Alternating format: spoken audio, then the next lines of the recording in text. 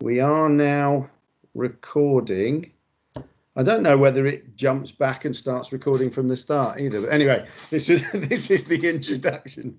Damn, they expect terrible quality from me in terms of my presentation, I'm sure.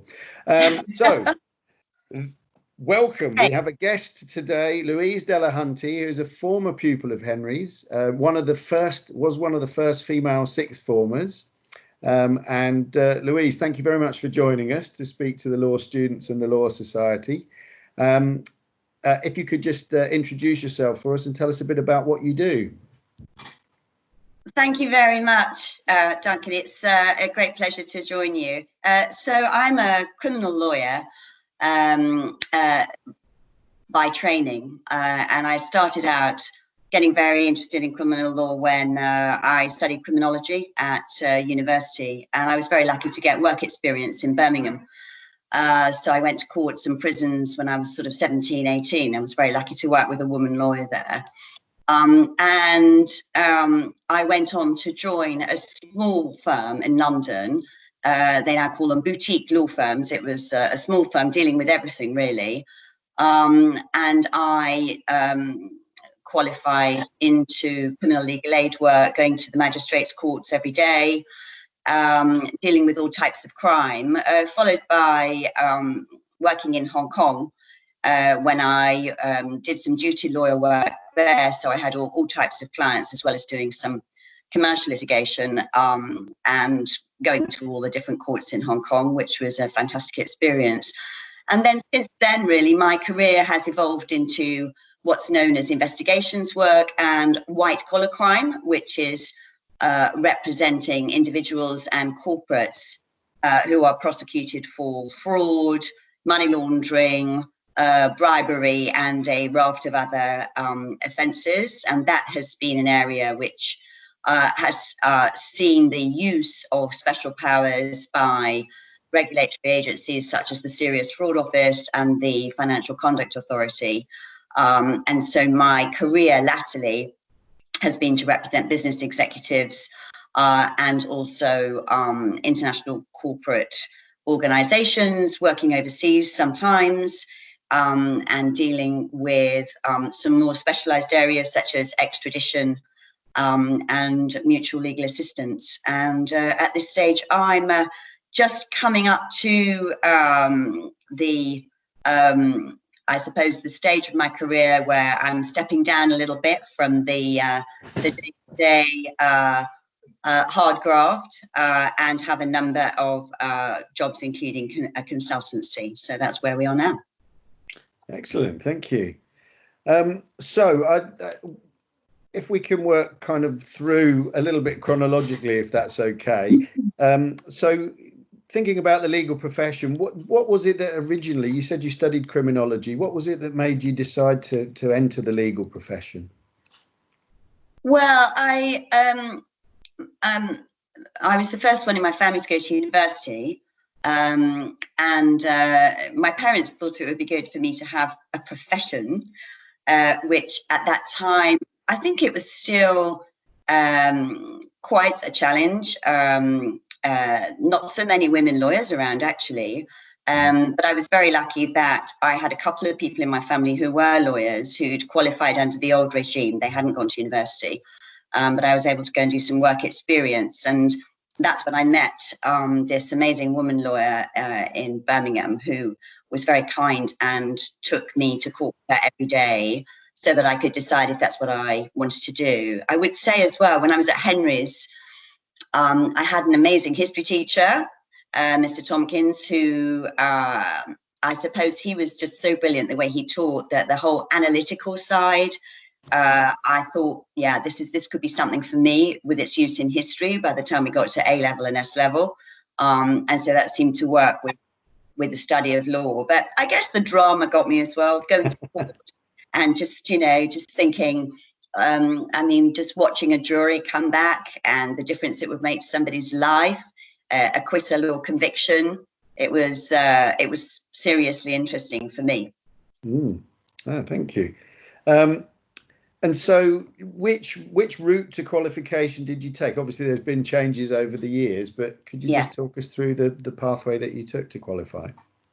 I did a law degree at King's College London, and then I did a College of Law at Guildford Law School, and what was known as articles in those days, 2 years training contract.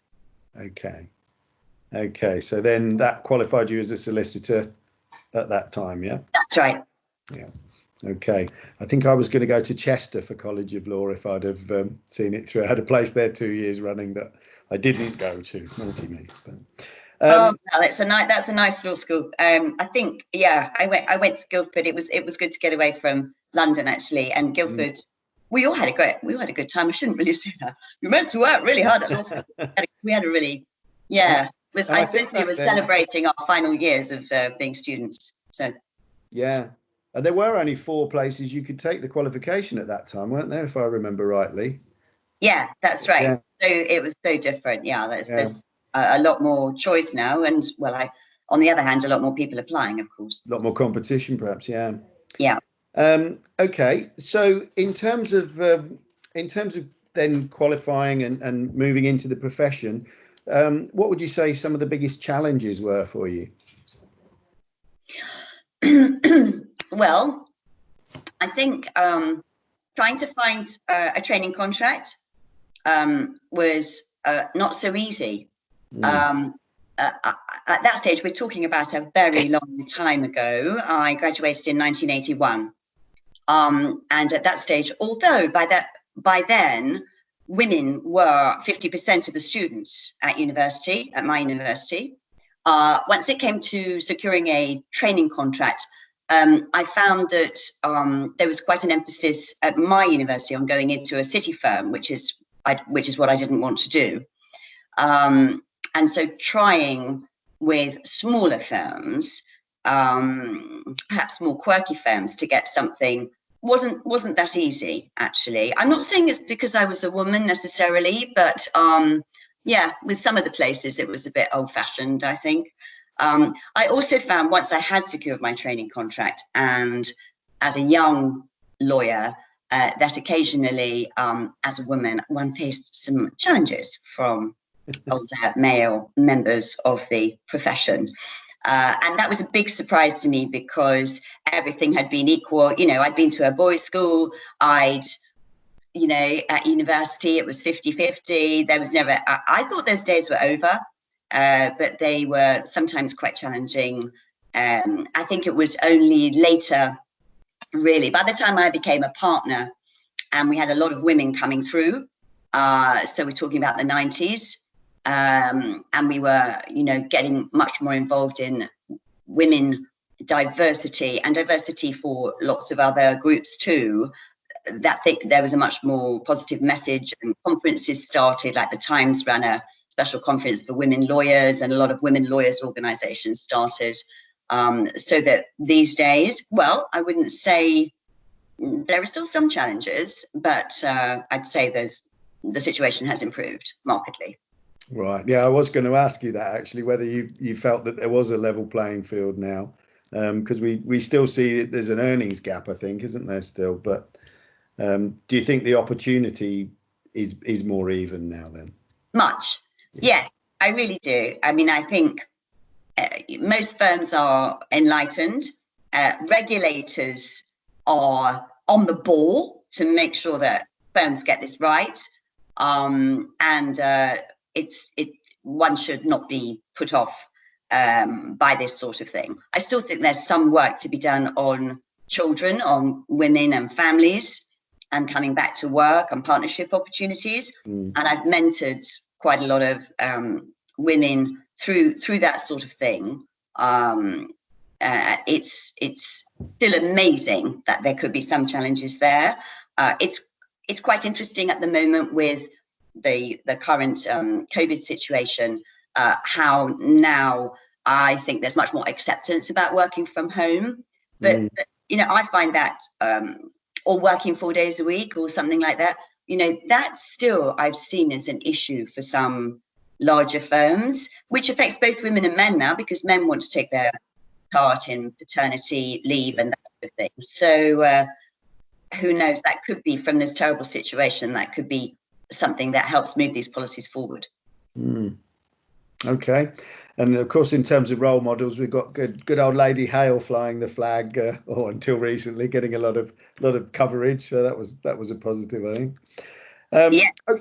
Okay, let's just move topic slightly then, if that's okay, Louise. So criminal process, the students will be learning quite a bit about legal aid, and you said you worked with legal aid for some time. Have you seen any impact? We read a lot about the cuts to legal aid over the years and cuts to justice in general. Have you seen much impact of those cuts? Well, yes. I think when I worked in legal aid in the 80s and 90s, it was a much better funded system, and criminal lawyers are finding it extremely hard now.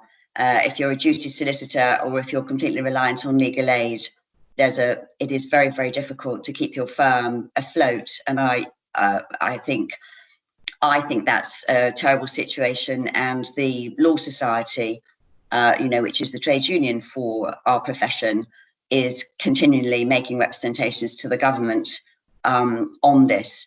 I'm afraid it does have an impact if you're thinking of a career in criminal law, which it never would have had for my generation, because it's hard to make a living. And I think also with cuts affecting courts, there is, as you know, I'm sure, a big debate about access to justice. I think our legal aid system was something we were very proud of as a nation 30 years ago, and it's a great shame what's happened. I mean, that's my personal view. For me and those solicitors that have worked with me on teams, most of us are in bigger firms now, dealing with this corporate and white collar crime work. And the young lawyers who come in, I mean, the message of hope I can give is, there is a profession there, but it might be that you'll want to also consider, if you're considering criminal law, coming into a firm that deals with private work and investigations work. And just sort of following on from that, we've heard a lot about cuts to the courts and the infrastructure, if you like. So does that affect you in the kind of cases you deal with in terms of delays and scheduling and such? Well, not so much for my area of work, because it's usually the big courts in London which have the best facilities. I have friends who are district judges, who are stipendiary magistrates, and you can see how some of the cuts could affect them and listings, and also support staff, and the support that they would have had years ago is not as there just isn't the money there for that. But yes, that's just from my personal experience, and also with my type of work these days, a lot of it is more it's building up to cases that may take 2 or 3 years to prepare, so it's not as though I'm going to the district court every day. No, sure, makes sense. It was interesting. I asked a similar question when we went to Birmingham Crown Court, and I asked the ushers, and they said, "Oh, everything's pretty much okay." And I asked the judge, and she said, "No, it's a nightmare. Everything's terribly delayed." So I think she noticed it more than the ushers for their day-to-day work. But interesting. Okay, thank you very much. So let's move on to the white collar crime, and perhaps you can tell us a little bit about that. And I think for some of the students, it might be interesting to understand, what a lawyer's role is in terms of some of these investigations that you're involved with. So perhaps you could tell us a bit about that. Yes, usually, if you're representing an individual usually they're fairly high profile, these cases. They can sometimes commence with a dawn raid, the authorities coming in and arresting somebody, and it's a big emergency situation. Sometimes it's by appointment, that it's building up, and you might get a chance to see your client beforehand, but sometimes it can just be on the day when they're arrested. They may be a very prominent business person, and the media could be focused on this. What you've got to deal with instantly could be an interview under caution, and you've got to deal also with the fact that this is a terrible crisis for the person involved, and you may have to deal with that person emotionally, of course, and helping them to cope. So I would usually say that that's going to be the very worst day, is the beginning. I mean, these days a lot of evidence is served in advance. Interviews are done quite often by arrangement. But usually for most individual clients, this will be a one-off. They're not what we call recidivists. You know, they're not making a habit of this. And so it's an extraordinary experience, and a very, very difficult experience, which is going to last probably quite a long time. The evidence can take quite a long time to come forward. A lot of it these days is served. It used to be great big bundles of evidence being served, but it's served electronically. And then it's a question of what is the case being put by the Crown, and what is the client's explanation. This could be pre-charge, and then the question of what is the defence, and looking very carefully at these prosecutions. One learns often one's client's profession. So I've represented money brokers who got charged with tax fraud overseas. I've represented a Crown Court judge who used to be a solicitor and was prosecuted in relation to a mortgage fraud in which his solicitor's firm was allegedly involved years ago. I have represented a number of solicitors in relation to mortgage fraud. I've represented a Japanese businessman in relation to a corruption probe, and a fund manager in relation to a great big hole in a bank's finances.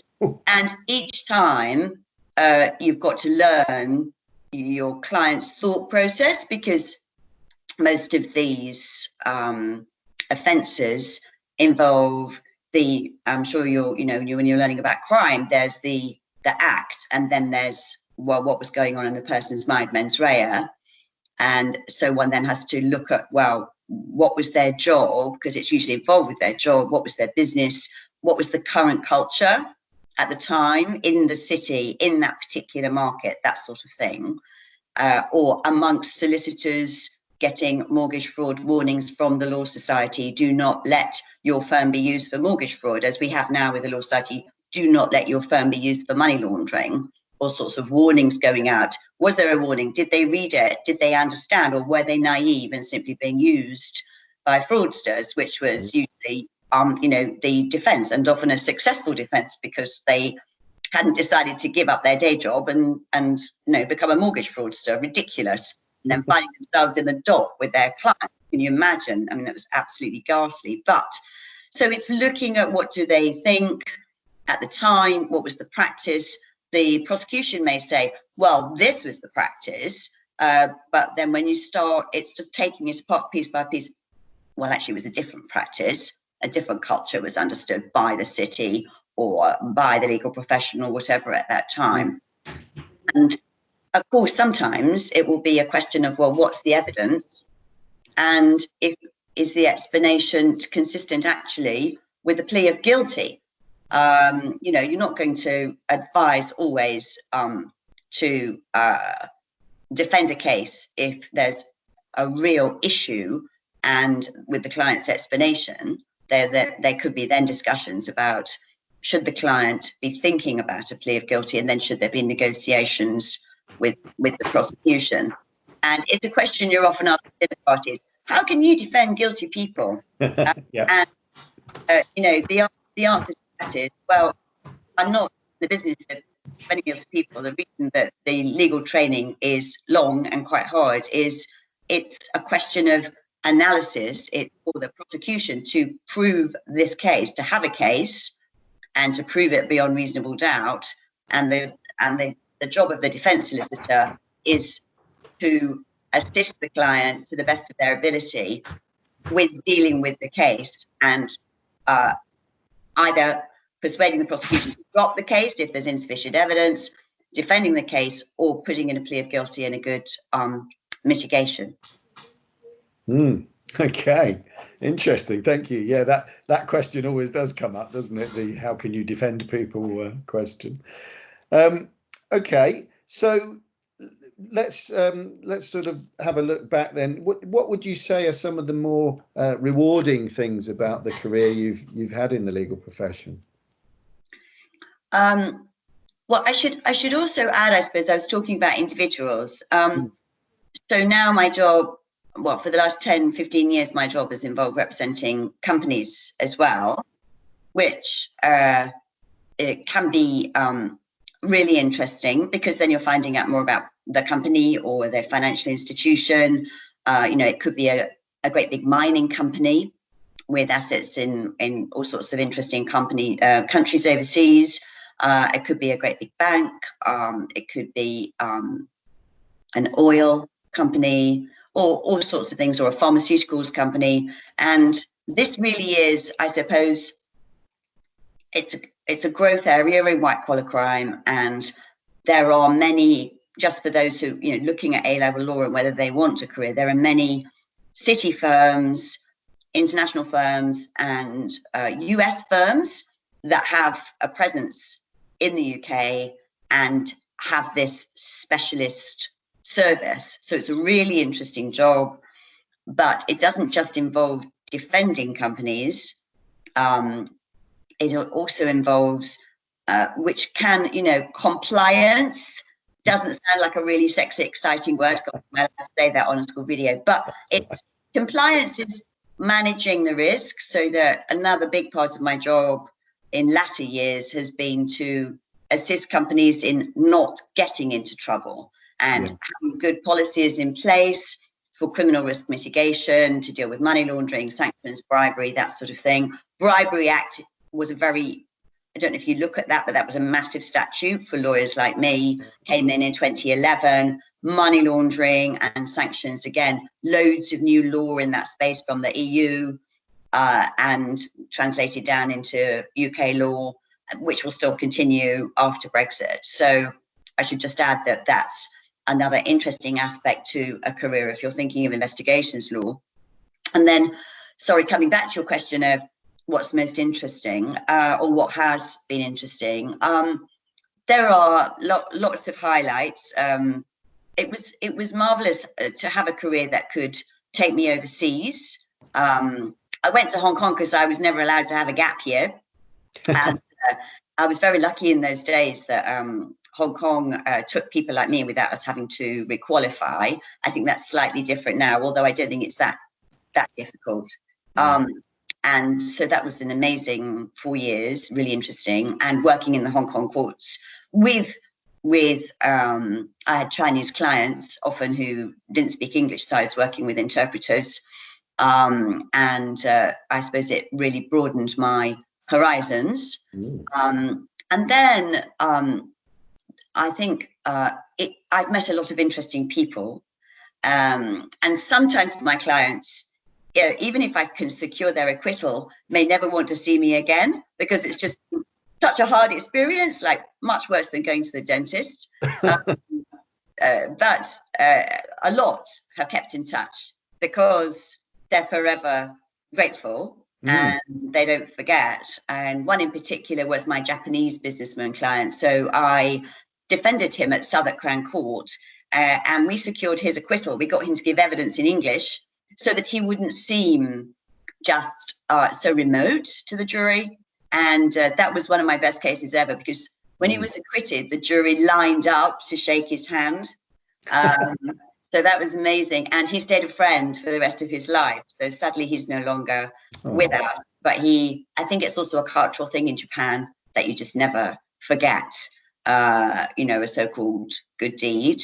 And I've been going to America a lot the last 20 years, working with US law firms. And that's been really interesting, a great opportunity to go and visit various cities there. And also white collar crime lawyers in America was sort of ahead in our field. So it's been a great opportunity to meet and for us to move to their level of knowledge. On the other hand, there are some things, you know, that we continue to debate with America. I mean, particularly their prisons and oh my goodness, you know, we think things are bad in the UK, but they're a whole lot worse over there. And there's a lot of really great lawyers in my field who are doing their best at the moment, actually, to get the COVID prisoners compassionate release. It's just terrible there at the moment, but so that's been really good too. But I suppose it is the interesting people, sometimes the moments of drama, you know, just awaiting a verdict at the Old Bailey when I'd had to give evidence on behalf of my client, which was really scary, because usually when your client's about to give evidence, you say, well, because when they actually give evidence, you can't talk to them. So you say, I'm sorry, I can't talk to you. And then you're like, oh, was he good? Was he bad? Was she good? Was she bad?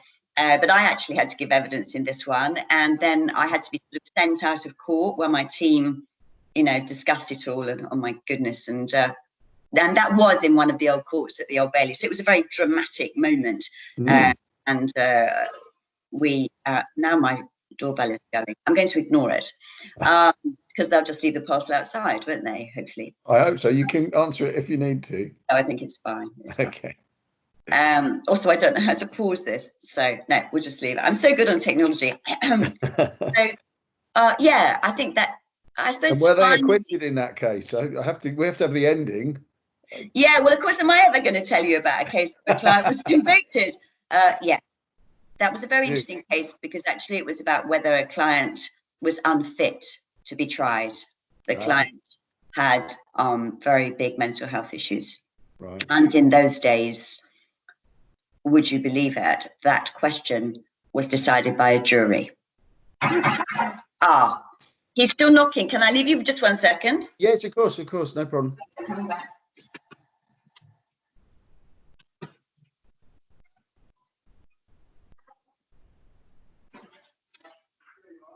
Thanks very much. Thank you. I should entertain the Law Society with a little story now. I can't think of one. Never mind. Just hold on.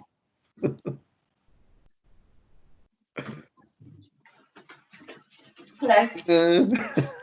I'm really sorry about that. That's okay. I was going to tell them a little story or something, and I couldn't think of anything, and I don't know how to pause it myself, so it's fine. It'd be funny as well, because I'm like, oh, well, I've got quite a good sort of office type dress on, but I have flip-flops. You couldn't see the flip-flops. It's okay. Yeah. The jury decided that he didn't have to be tried, but he would have treatment. So that's another interesting aspect, that sometimes clients either are quite unwell anyway, or succumb to the stress of the situation. So that I have, in various cases, sought expert psychiatric evidence. Right. And that can be another part of it. And then finally, I suppose I had one case in which I read that I was representing the most wanted man in India before I knew I was. Wow. Well, I didn't know he was most wanted. I knew it was a case the police were giving him a difficult time, and on an extradition case, and that was very interesting and very hard fought too. He was acquitted too. There are one or two that weren't. But we won't talk about those. Excellent. Well, thank you, Louise. Let's just finish then with a final question. Can you give us a piece of advice? What would your top tip be for someone who's thinking about a career in the law? The top tip. Well, I think it's the decision in a way is the same, I suppose. I was looking for something that would give me an interesting job in which I would work with people, that would stretch my mind. I didn't know that I would have international travel and all sorts of other things as well. So it's quite tough, of course, but it's extremely rewarding. And I suppose the best way is to try and get some work experience, to try and find what area may suit you, and also will it suit you. So if you have a chance, I mean, it may be, Duncan, Mr. Lovell, that the school advises on shadowing or that sort of thing. As I say, that's what got me started, and it is a career that I think, you know, there are a lot more people going into it. It is very, very competitive. But when I look at the youngsters in the teams that I've been with the last few years, there's so much that's interesting. I mean, there's some parts that are new now. So my career has developed. You know, if you're going into investigations law, it develops all the time. New law comes out. There's always something new to think about. And that's a great thing about the career in law. But also, when we look at the current times, data protection is a massive thing. Bio of, you know, pharma is a huge thing, not just in this crisis, but it's a very, very big deal around the world. And there's all sorts of regulation and litigation around that. So that's just two examples of, I suppose, in a way, how the world has changed a bit since I started. So I hope that's helpful. Very much so. Thank you. Well, thanks once more for giving up your time to do this. I'm sure the students will find it really interesting. What I'll do now is I'm going to stop the recording, but I'll keep the meeting going so I can talk to you just at the end, if that's okay. Okay. Okay, let's see if that works.